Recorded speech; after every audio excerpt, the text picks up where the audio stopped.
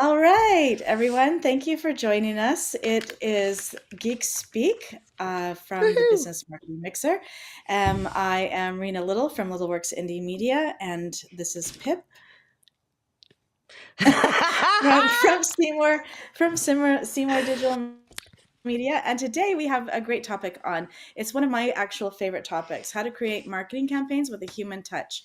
So marketing that really connects. And this is actually really important information, especially if you're working with AI, but even if you're not, because what some people try and do is that when they decide to do their own marketing, they try and sound like a marketer. And sounding like a marketer doesn't always work. It doesn't connect with your audience. It doesn't help to build trust. It just continually puts out sales posts and a call to action always. And the call to action is usually a sale request. Or on the other hand, the content doesn't really it's there's just no entryway in, and we're going to talk a little bit about that in a bit. So Yeah. Pip, do you want to start us off? I think that what I'd love to get from you right now is the um, working with the AI piece, and then Yeah. we can talk about how you work with it, and then I'd love to chime in about how to work with it in a different way. So do you want to Yeah. I head think it that's, start us off? yeah, Okay. that's perfect. So if you don't know, I've had just a recap. I've had a hell of a first quarter. You're going to hear a lisp because I'm missing a front tooth because I took a fall after I came back Makes from sense. Toronto. So that's why I had this really cute heart with the tooth, if you look. Anyway, it's making me feel uh, just as awkward almost. But I couldn't miss out on talking about AI and how to be human because things are changing so fast. And I know we're all using AI, businesses are using AI. I've heard of some owners getting rid of their social media because they think AI can do it, which it can. But you need the human touch. You need things like we know that the best kind of marketing doesn't look like marketing, right? Yes, Um, yes. which is quite And interesting. we call that in academia the vernacular. So wherever you want to hit, you want to use language that's used in the space that it's used in, and that's another thing. Putting the same message out on multiple platforms. That's another way of thinking about vernacular. All right, go ahead. Um, so with using AI, we have, not only do we have ChatGPT and Perplexity and all the things now, but we also have agents that are able to do more and more. And if you want to try an agent, the one I'm using is Manus. I have like 5 links I can give out. They've given me where you get free credits. Um, but I mean, it is really helpful. You can get it to help you create a brand voice. You can get And it. sorry, Oh, go can on. you just define an agent first? Because Okay. that's what I'm. Yes, thanks. So an agent can do multiple tasks at a time. And get so instead of just giving you a result, they can go do deep research. For instance, I did a competitor audit for a foundation, and I was able to get the agent to go and get all the social channels from the competitors and their follower count and what they were doing on their social media and things like that. And they Oh. even were able to pull in, because it's a foundation, they have to publish their numbers every year. Mm-hmm. And so, but they're on PDFs. So I was able to get Mm-hmm. that information as well. An agent can actually take over your computer.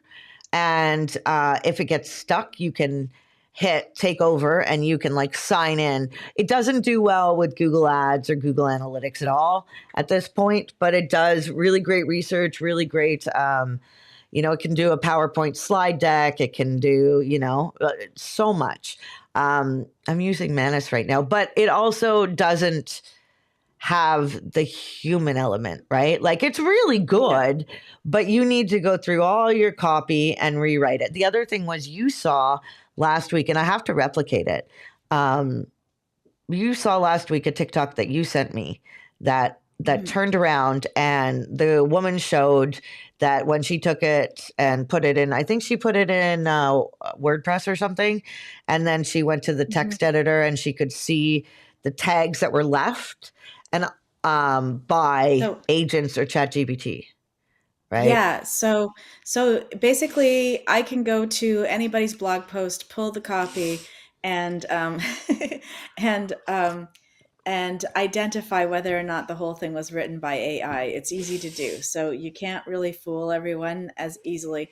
I mean, there are AI checkers anyways, but they're looking for language structures, They're usually, looking for not like, yeah, tags. tags, weird Yeah, tags. And the other yeah. thing that's really neat is so I use a lot of things for Google Ads, and I use this one thing that takes my keyword and makes it exact and phrase match, which might not make sense to everybody. But when I use that tool, like say I'm using AI, and then I go to use Hmm. that tool, it doesn't work. It says I have like special characters around the Oh, keyword. interesting. Oh, Yeah. So interesting. I was like, okay, something's going on, right? Yeah. So let's just wind it back a bit. I'd like to actually define what we're talking about when we talk about writing with the human touch or having that kind of language or what it is that we're doing with the language, because I think that's a really important piece.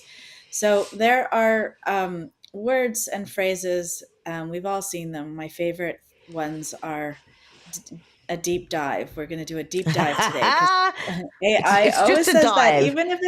even if it's a 5 minute presentation, they will say deep dive, and I find that so annoying.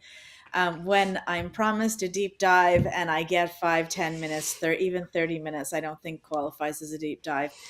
So there are phrases and words that AI generally tends to use, and also structures, especially when you're doing social content. You'll notice that the verb is always first, and it's not a passive verb. It's not an ing verb. It'll be So basically a won't be learned. running. Yeah. Yeah, so it'll be they're very clear structures. Once you start looking at it closely, you're going to see that. And so what you need to do is rewrite that so that because nobody speaks like that. No one speaks like that. So what you're looking for is to move the AI content from more of an advertising language into more of how we would actually speak to people. So I always tell people to write as if you're walking into a room and you're introducing something to people in a room. So you wouldn't walk in Oh. and say, yeah, you wouldn't walk in and say, something that's really abrasive or jumps out at the very front necessarily. You could on some advertising works well with that, but generally speaking, you're going to want to actually sound like a regular human being with your brand voice, and that's the other thing.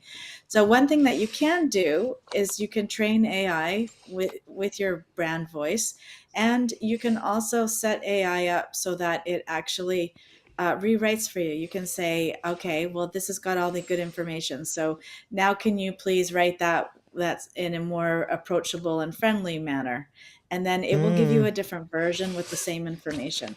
So you don't necessarily have to rewrite everything yourself. You can get AI to do some of it, but I do highly recommend adding some things in because it's going to be better for your SEO. But the things that I like to add in addition to just friendly language or more of your brand voice would be um, material that's yours. So case studies or things that you're speaking. So sometimes I'll say, I was thinking about this or speaking about this with a colleague, and we were, batting forth these two ideas, and what ended up happening was, and then you would give your conclusion. So you want to bring that kind of voice Mm. in if that's incongruent with your brand voice, but those sort of context driven pieces are really important. um, yeah, so both basically that those are types of things that I would think about when I'm writing content for people. Is it written for a person, or is it written for a Google spider who's looking for, or Google crawler? I always call them spiders. I don't know why, There's if I just made spiders. that up. Are they called spiders? Okay, I Yeah, wasn't yeah. sure if I was just making that up, but the Google crawlers that go through looking for SEO content to rank you, and that's traditionally what SEO blog writers used to do. And you could always tell an SEO written blog in the olden days. It's getting harder when people are adjusting for better writing and more complex times. But you don't want to necessarily, you want all your SEO stuff in there, but you don't want to write SEO forward, because then it's not written for people, and Ye- people want Yeah. articles that are written for people. They Well, respond better. I think you have to decide a couple things like Mhm. who you're writing for. I mean, in that, I'm not talking personas. I'm talking like, where are they? Like in Yeah. the stage of their journey for whatever they're looking for. So, is it just information? Are they comparing things or looking to purchase something, or are they actually like purchasing something, right? Like you Yeah. search differently when you're on a path to learn, and 80% of searches Yeah. are learning searches. Um, and as we know, search is changing That's still a rapidly. really, So, really nice big, I think that's still a really nice big percentage that are learning. So that's good. Well, yeah. that's interesting. So we were talking about, sorry, we had in our little, I'm just checking our little list here. Yeah, so that means brand voice is super important.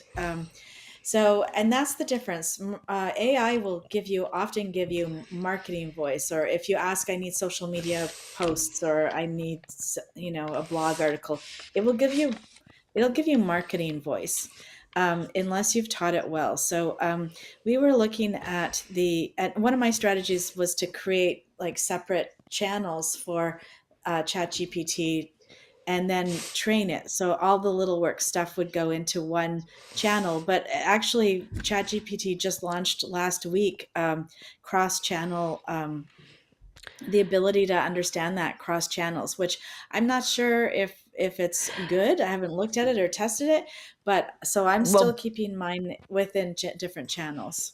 and I created different GPTs, Yeah. right, for each client. And that Yes. being said, as they upgrade, I think my GPT is like 4.0 or something. And now the best one for certain things is 3.0.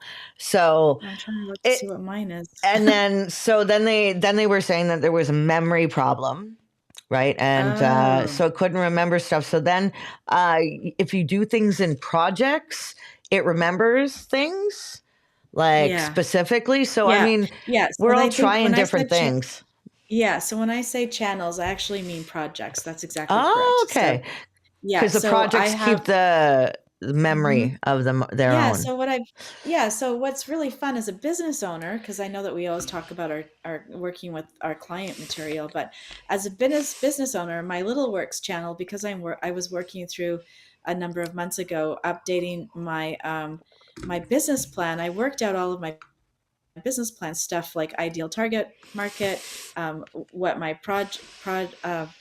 products are, all sorts of things. I worked out what my number should be. I worked out everything in my business plan in one project in ChatGPT, and now I just keep going back to that same space and saying, now that you know everything about, based on everything that you've been knowing about Little Works, what should I do about this? Or I'll also send them online.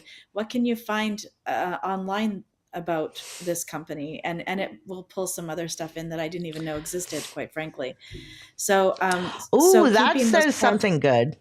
Like for yeah, sales. yeah, Oh, it did you does. see the tooth there? Ha ha! It's like sneak peek. It slipped out. We'll put like when we edit the video, we put a sunflower on top of your little Oh yeah, yeah. That might. like a sticker I mean, on. it is funny. I think I want to tell people I play rugby or soccer, or I'm like super cool and it's hockey. But no, it was just a You got it. floor. It's just a floor. Oh, that's a bummer. I know, that's It a is, bummer. but part of life, if the one thing I want is a fresh new tooth. And did you know in Japan they're growing teeth with a pill? But that's a No, I story did for not know another this. day. Isn't that neat? So Yeah, totally. I'd like I to want. just jump Oh, go right on. back to branding, which we never really finished. So, one thing that you can do is you can get your brand voice organized. And if you're not working with the branding consultant or advisor or specialist or whatever, you can start by organizing yourself in there, uploading the words that you don't ever want to use. So, for example, when one of my clients was a real estate client, we had no real estate client wants you to ever use the word housing bubble. That's one thing that they hate. So you would add up you would upload all of your words, and you can upload the words that you want to be used which could be really positive and empowering words, and you upload words that you don't want to use. And actually, there's one guy on TikTok who has a downloadable for all of the top used AI words. So you can actually upload that up to your AI and say, don't avoid these words. And then you can actually talk about, like, what does your voice say? And you can go find examples. When you see something that's written really nicely or very well, or you think, oh, this would work really well for my business, you can just like copy and shove it up into AI and say, hey, I Shove it really like up, this eh? for our brand voice. I know that's Shove it up I in just there. imagine, I imagine this sort of motion going up to some sort of project channel that I don't fully understand. I just know it uses a lot of power and water. But Mm. having said that, you can really start to develop your brand voice, and then every now and again you can run a brand voice piece for your business, and then make sure it's on your branding document so that all of your collaborators have access to it too. So it's not just you. And these things should be updated. I'm updating my business plan and all of my voice and everything that I do annually. The So other when I thing, do my yeah, sales goals, yep, yeah. you're pretty good at that. I have been neglectful on that, and I'm I'm kind of working on it. mediocre at it. Ah, Mediocre is what I would claim. yeah. I would also say, like, and one of the things we're going to try to implement is at least yearly reaching out to our clients with a questionnaire or interviewing them, to hear what they're saying, to use their language. So you have, user generated content, um, Yeah. in what you're doing, right? And so you're actually speaking to their struggles, their pain, you're helping guide Mhm. them, and then Oh, everybody yes. has a happy ending. Yes, and that is another Shove neat it up little there, and thing then that, there's a happy ending. Sorry. oh gosh, now it's getting off topic, totally off topic. So the other thing that you can do is you can actually ask ChatGPT to give you a branding onboarding questionnaire to answer, and then you can answer it in that space and create your voice from that. And I did that once, and then I also took exactly what you're saying, Pip. I took all of the questions that I need to know about my clients, and I added that information, those questions, into their onboarding questionnaire, so that I can get what is their biggest pain point, what is it that they're looking to Mm. achieve, those kinds of things, so that I can make sure that I'm speaking, like what you said, directly to my clients in my marketing material. So that's really great. So if you ever have an onboarding session with a new client, if you don't, you should. And number two is make sure that you're actually getting the information that's going to help you with your marketing, not just information that's going to help you provide the services or whatever it is that you do for your Hmm. clients. To You need to think a little bit more about that. That's a really smart thing Did to. you know? Yeah. Did you know Chat GPT? Okay, and I mean, I did this on Manus and on Chat GPT, and Manus showed me that I was using a lot of power. Chat GPT did it. I was really surprised, but Chat GPT, I put video in there, like Yeah. actual video Yeah, now. so did I. Yes, I've done that too. I've actually put TikToks up there. Oh my gosh, tell me And more. yeah, I just put some TikTok. I can't remember what it was that I wanted to know about the TikTok, but I just added it up, and I don't remember what I asked, but I should look for that, Mm. and maybe I can reconstruct that again. But yeah, it's actually quite remarkable. You can put spreadsheets up there, you can put video up there, you can put, but just don't forget that once you the and here we are going to move into sort of visuals too in terms of humanizing touch, but whatever you put up there is going to be recycled for other people and available for other people. So don't forget, like, you don't might not want your contracts up there, for example, or you might not want something that's super proprietary. Mm. You have to think about that. I'm not so caught up in that, but there are some things that I would not put up there for sure. Well, I think the big thing to note with all of this is, although like we can all do better or more or faster. So you know that triangle we used to talk about. You can't. What was it? There's the triangle with three sides, and it's uh, Fast, fast, fast, good, and good, and cheap. cheap, right? And can you have all three? Well, no, you still can't, because with the cost of AI. So like, the really good Chat GPT costs $200 a month, right? And that's $24,000 a year, isn't it? No, it's Yeah, not. Sorry. It's no, not. expectation, It's ask not at all. ChatGPT. Setting expectations are super important. So yes, ChatGPT is something that we need to work with. It's something that we want to take on. It will help us in a lot of ways. It's not going to take away any jobs. It's just going to change jobs because you're still going to need people that are going to be able to fact check, make sure that your branding is your branding is on point, and make Read sure it that it all looks over. good. Yeah, to remove the tags, do all the stuff, right? You got to do still have someone that can do all the stuff. So somebody with zero training in marketing isn't going to be able to suddenly do all their marketing because of AI, even though I have seen advertisements that suggest so. But it's a huge learning curve to work with AI Mm, because it's not only what they write. You can get AI to do like automations and posting and all that stuff, and there are some really amazing tools to explore, but it's a lot, and it's a lot of work to it's a actually lot. figure those things out. It is because I And then, started it this year and then put it yeah, down because I was going through so much.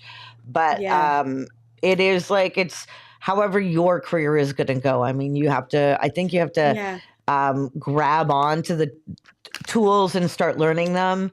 I yeah, think if you don't, you'll get left behind. I add that. I yeah, do think that. I do think that. I mean, there's some issues with like AI and like graphic design. So, yes. Let's and to move be into that a little honest, bit. yeah, I mean, graphic designers, yeah, they do a better job because you can you Totally. you can have the two-way conversation. You know what I mean? Like, yeah. I mean, at some Well, point though, for yeah, for example, like yeah, the AI for graphics is a little bit tricky because you're going to get stuff back that's just not correct. And it's true the hands problem is getting better and all of that stuff. But we were handed a design by a client that had like the woman's. It was an illustration, so it's not a big deal. But the woman's skirt was in a weird position, so it looked like the guy's hand was up her skirt or by her crotch, and that's not going to be good for your brand. And the thing that was most funny is that the client hadn't even noticed because they haven't developed their visual looking skills, because it is a skill to look and actually see something. Because what we tend to do is we kind of like project and receive and project. And you really need to be like looking at the edges, what's going on over here, what's going on over there, and really see it. These things don't always pop out, but if you're a person who's trained at looking at something super intense for a long time, those things just pop out at us. So professionals are really great. there's a story Sorry. about a woman we know. I don't know if you know her, but Oh, she a worked woman we at know. TELUS a long time ago, and Okay. TELUS puts up billboards. And so there was, I guess, some pins on somebody's jacket, and somebody took off the name of the band on the pin, and then so it just looked like a Nazi symbol or something. And Oh I will no. tell you that those like, and it got approved, and they went Yeah. up all over Canada and the states. Oh And I no. mean, And that oh, didn't pull it was a down. disaster, right? And this is the Oh thing, like, no. um, the person in charge was the person that like called it out and said, "Hey, bring it all down." And if you don't Yeah. have that, because if so human touch and AI together probably can do better, but I think you're always going to need the human touch. I mean, because Yeah. it speaks more to the struggles. It speaks more to the reality of things. Um, Yeah. I know I like So reading blog posts that have personalization in it. yes, yes. And so when we talk about images and human touch, it's not just all about AI. There are a couple of other things that are still pretty old school that that can be updated or upgraded or improved upon, and that is stock photography. So and this is again a lot of the some of the tropes that a lot of new business people or people that are DIYing it do. They will choose things that look like stock photography because they think that looks more professional than something else that they might have access to. And in reality, I almost prefer a little less quality photo over that's part of the brand Mm. over a stock photograph. because stock photographs like say nothing. They're quite empty. They say nothing because they're trying to fit into so many different brands. That's the point of stock photography. So the first thing I would recommend doing is, especially when you're blogging, you don't need to have like the perfect images for sure. Take your own photos. The For your website pages, I don't recommend that because I've seen how a lot of people take their own photos, and I think that getting branded photos done regularly is really to your benefit. It Oh, it's doesn't, I so don't, hard. Come yeah, on. It's so hard to do. it But is hard. yes, it's important. It It is is. hard to, but if you have a good photographer, they're going to be able to work the hard out for you in ways Mm, that you weren't able to imagine. Like it's amazing what they can do, and how they can make spaces look. So you don't really need to have, like, say you work from home. I just participated in a branding photography session that was done in a condo, and the condo, was a fairly new one, so the corners are tight, the rooms are small, the corners are tight, and this photographer did a brilliant job just by having better equipment. lenses to do that. Yes, yes, and they just look so much better on the website. Like all of a sudden, the personality of the brand is like comes to life and is beautiful. And that's Mm, especially if you're in the service industry, because when you do projects, business services in particular, because when you do projects, or if you're like a contractor or some other kind of service, you can still get a really good feel for brand, without too much trouble. But when you're dealing, like, if you're a marketer, have you ever looked at marketing people's websites? They are like, so many of them look the same. It's so boring. They're like a WordPress template. They've got stock photography all over them, and they could be anyone's. You just take out the logo and put someone else's logo in, and you're done. And this so is where I that's struggle, to be honest. yeah, Like, this is a struggle yeah, point for sure. yes, I'm much better at the tech side or the like yes, Google Ads side or yeah, the analytics side. So I find it a challenge. So this is when yeah, for I sure. would hire somebody, Yeah, you for know? sure. So yeah, for sure. But for my, because I've done so many websites with clients, and branding has always been part of it. It's just like when you get somebody who's really good at assessing your brand and figuring out who your target market is, then you create all of the visuals and the text to speak to that person, that ideal target market, not to everybody. And that person, as you brought up, Pip, which was such a brilliant point, was that you're hitting the Brilliant. client, hitting the ideal target market at their particular point in the buyer's journey.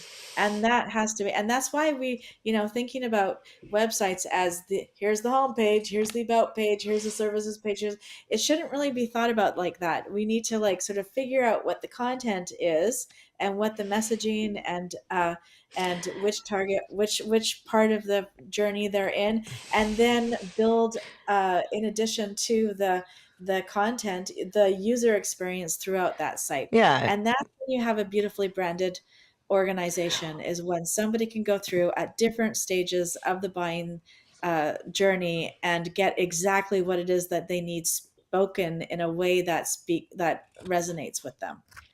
I will Whew. say yes. So, oftentimes people go from the homepage to the About Us page. It's usually the most visited page, unless they have like some epic content, like how tos or other things on their website that really help drive traffic. Um, But and so, I would, but the user journey, I have to say, let me hold on. It's not just like you make a website and then it's there and then you know the user journey, no, because that's no, you true. have to go, you That's have to go true. look inside at the stats or get Microsoft That's Clarity true. or Hotjar to see what people are doing, right? Yeah. Because So a there's rage good, clicks or yeah. yeah. So a good branded website with the UX component on it will have enough information based on experience and your current site to build a good UX to begin with. But you're absolutely right. testing and tweaking is vital. And we don't really want to think about, and I've said this a million times in so many ways, we don't want to think of our brand and our site as being completed and done and then that's it. Like that's the beginning. It's not the end It's when not the you end, just launch the your site. beginning. Yeah, It's it's not that just the they beginning. build it and they will come. It's build it and refine it and refine Mm, it and refine it and yeah, grow with the ever changing changes. yeah. Just like what is it? If you've had a computer for 7 years, you should probably get a new one. If you've had a website Yeah. for 5 years, you should think about updating it at least. And Oh I my know God. some people would say I two. Yeah, I actually like switching it around a little bit more than that, but I'm not saying all of it, just some of it. And Mm, then, but I and think even Greg and I argue about this. So, so We it's all fine. argue behind the scenes. It's a right time. I True. tell you, we're out of time, We but not out are. of touch. Rena, what's going on next week? Yeah, I'm just getting that up. So what we have next week is must-have plugins for every WordPress website, and that is you and Greg. Woohoo! Plugins. Okay. They are the Right on. epic things for WordPress. If you're on WordPress, it's not something to miss. And if you No, want free credit to try Manus, an agent, I'll pop the links I have that can give you some free credits just to try it because it's cool. Anyway. right on. So thank you for joining us. We go live every Thursday at 11 a.m. Pacific time. You can come back to wherever you're watching now, or you can join us in the Business Marketing Mixer Facebook group, or you can catch us on a replay. Have a great